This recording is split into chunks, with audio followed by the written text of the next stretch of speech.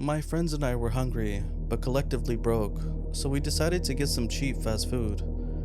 For the purpose of our privacy, the safety of our group, I won't share the name of the restaurant in question, but I'm sure you can guess which one I'm talking about. Right when we got there, Amanda, the girlfriend of my friend Carter, said that she needed to use the bathroom and to order for her.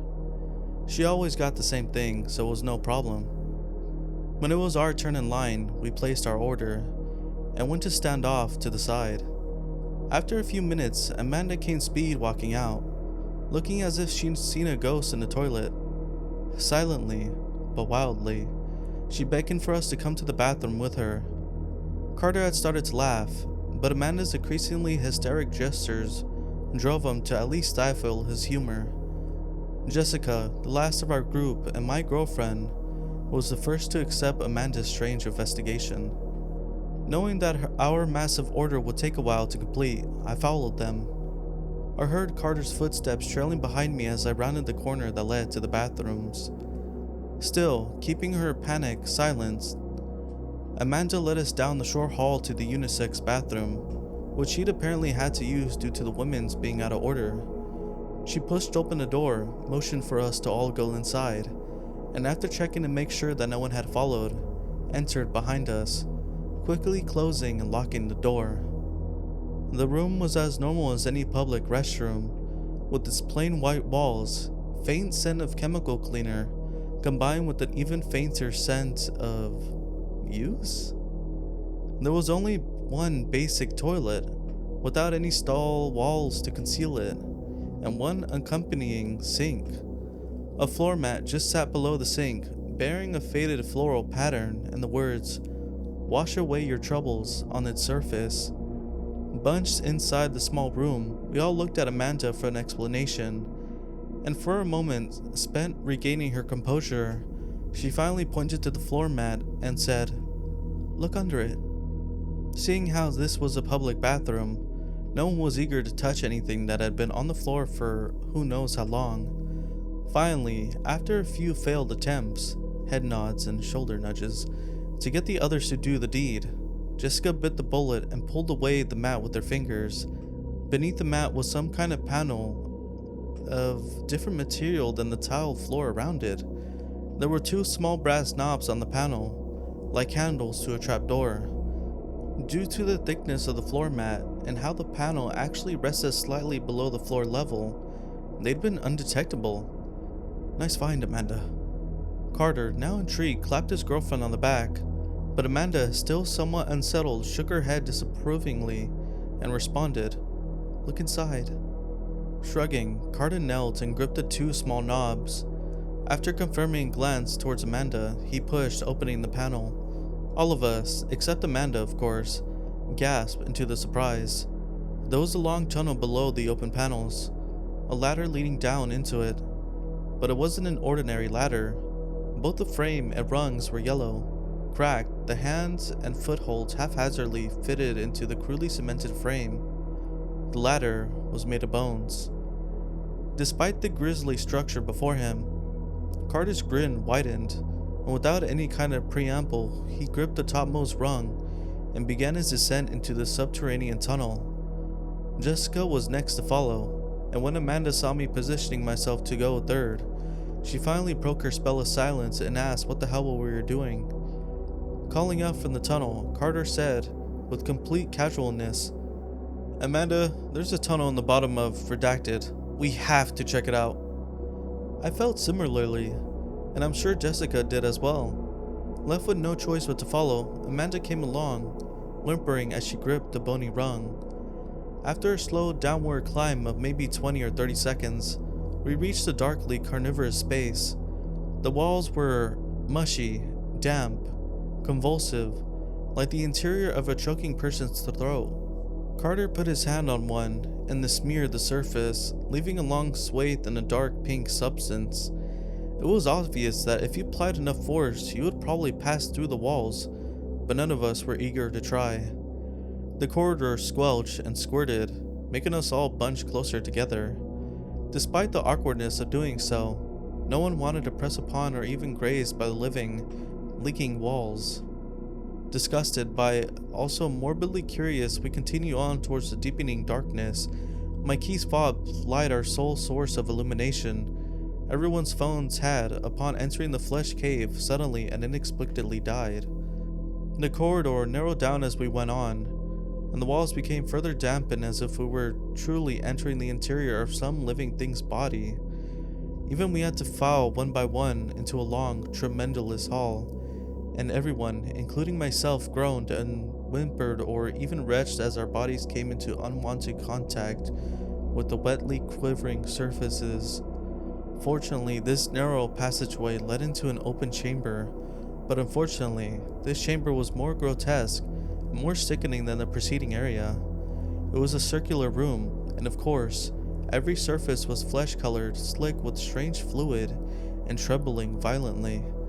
Unlike the tunnel, the walls here emitted a faint red light of their own, and some sort of Hadean bioluminescence.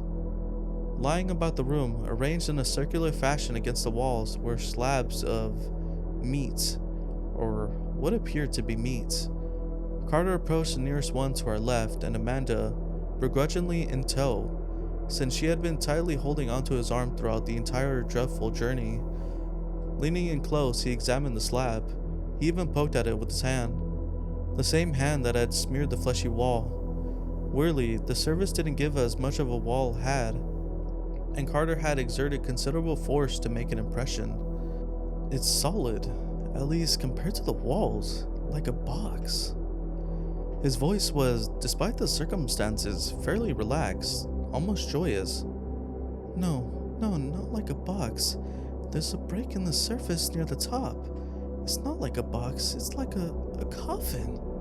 Amanda's voice was appropriately stuttered, in tone with the mounting discomfort that we all assuredly felt. And she was right. There was a break in the surface, as if the slab had a lid. Looking around and saw that the other slabs were all similarly segmented at the top. Upon seeing that Carter, who intended to open the slab, Amanda let go of his arm and came to stand by me. Jessica, who had been quiet the entire trip, suddenly spoke up saying, "If they're coffins and the walls are alive, you don't think that the occupants could be alive too, do you?" Carter's hand stopped in its progress towards the coffin lid. He looked around and subtly nervous. There were 6 coffins in total, and Jessica's cryptic implication made me realize just how large the coffins were. How they can seemingly hold multiple beings in each, or one massive thing. Well, if they're anything like the place they inhabit, I doubt they pose much of a threat. With that self-assuring comment, Carter gripped the hold of a crimson lid and pushed it forward. The lid slid away with it sounding too abhorrent to describe, and the haze, a sinking fume of hot meatness, wafted up from the coffin interior. We all shrank back, all except Carter, who actually leaned in, anxious to get a look into whatever was inside. When the funk cleared, as much as it would, considering the environment, we all returned, our curiosities too intrigued to stay away for long.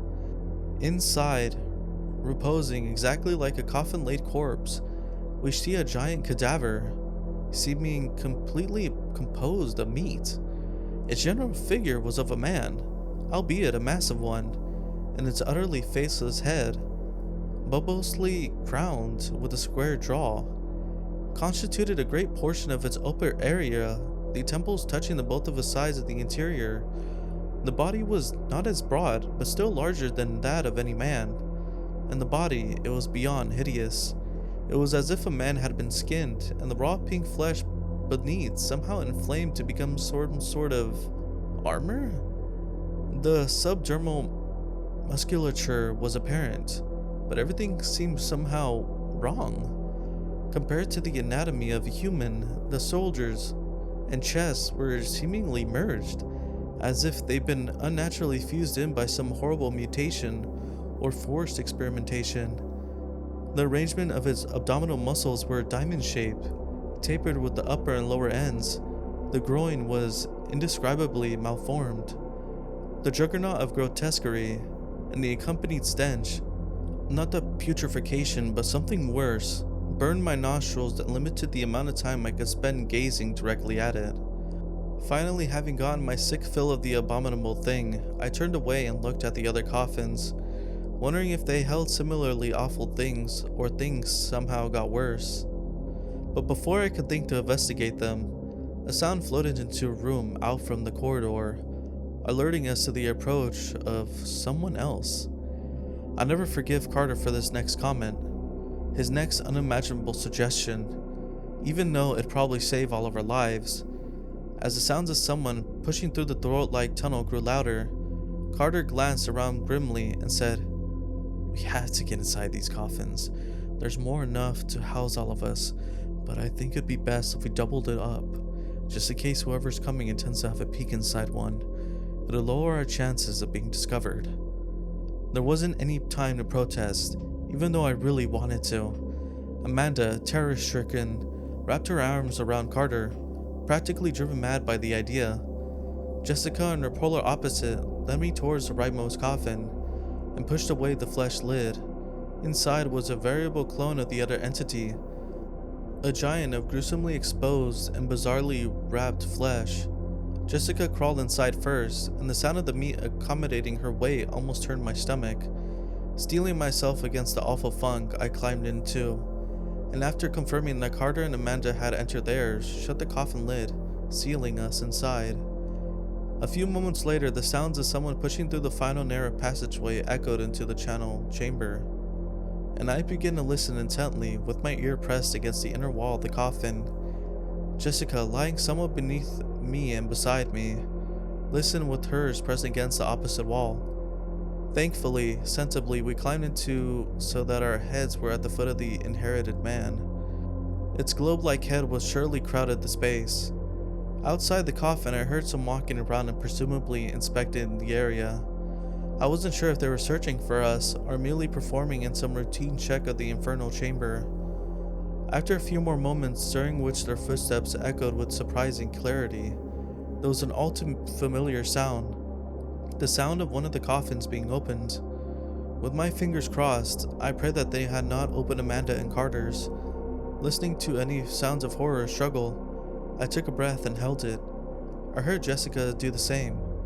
When a few seconds later of silence had passed, I came to the conclusion that Carter and Amanda's coffin had not been opened, and my dread subsided a little. "We should peek out to see what they were doing."